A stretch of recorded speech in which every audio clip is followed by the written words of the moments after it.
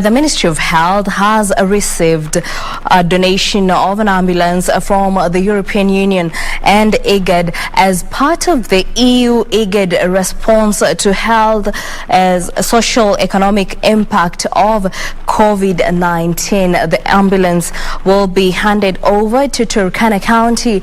At the same time, Health Cabinet Secretary Mutahi Kagwe will be addressing on the progress of the COVID-19 vaccination exercise that has been ongoing, as well as the COVID-19 situation in the country. Let's listen in.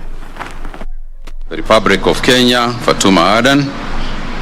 Ladies and gentlemen, on behalf of the government of the Republic of Kenya, I would like to start by sincerely thanking the Executive Secretary of the Intergovernmental Authority on Development, IGAD, as well as the European Union for their continued support and collaboration during this pandemic period.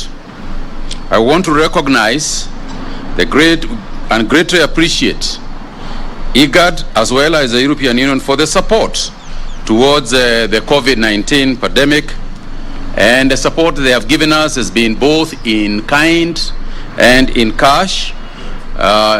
Your Excellency, I remember very distinctly at the outbreak of the disease, your people came to us, they donated funds towards us, and in fact some of those funds went to complete some of the works that were happening at the Kenyatta University College, and for that we are very appreciative of that continued support. And just by way of note, the pandemic continues to be a challenge, not just here in our republic, but across the world. Today, the dominant variant of the virus in our country is actually the Delta variant. While a while back, we have gone through now 3 different variants, and the dominance at each period being a different one. And the current one now we are experiencing is the Delta variant, which is proving to be difficult and very virulent in terms of management. We know that it has affected other countries in the world and continues to spread more rapidly than the other variants of the virus. It is our hope that you'll be able to contain it. People are talking about a 4th wave. We never actually got out of the 3rd wave.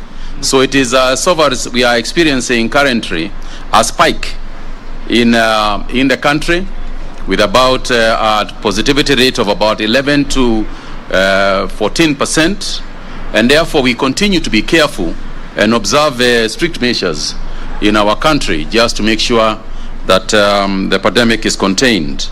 We also are continuing with the vaccination process, having so far administered 1.6, nearly 1.7 million doses of the AstraZeneca vaccine.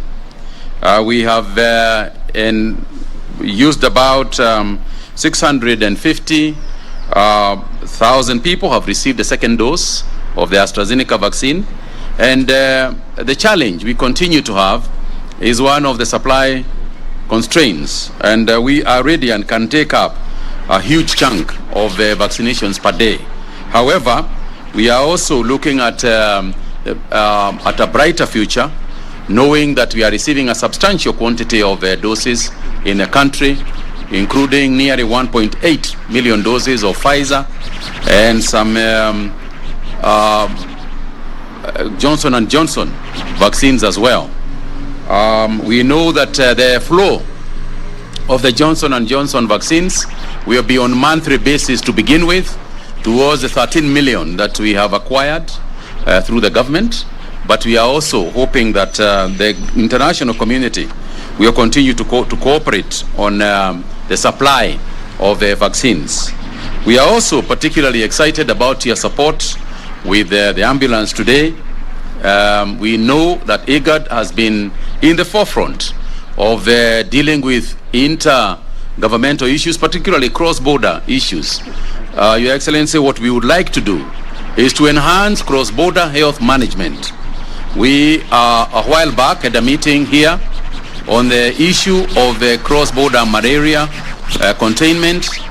We are talking about a cross-section of health issues that do not recognize borders.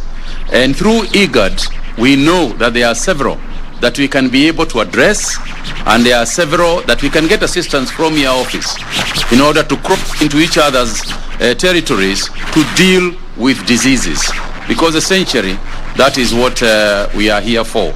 So without much ado, I want at this point to invite you to make a few remarks, after which I'm also going to invite Governor Nanok so that he can give our thanks and then proceed to the presentation of the ambulance.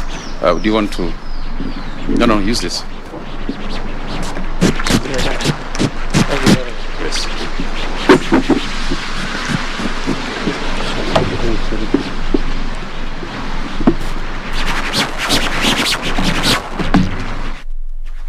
Thank you very much, Your Excellency, Honorable Taika Gawe, Cabinet Secretary for Health, Republic of Kenya, the Government County, Honorable Josephat Nyanyoki, staff members of the Ministry of Health, County Government of Turkana, and my colleagues at the IGAD Secretariat.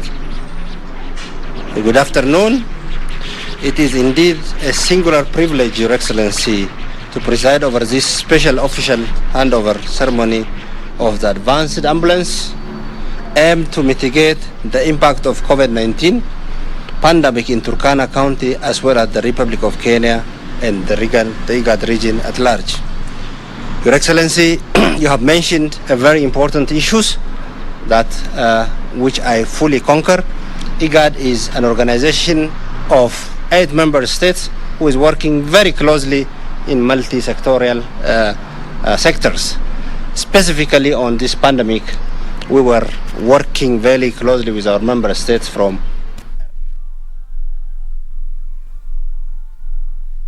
That was the Health Cabinet Secretary Mutahi Kagwe giving an update on the COVID-19 pandemic situation in the country.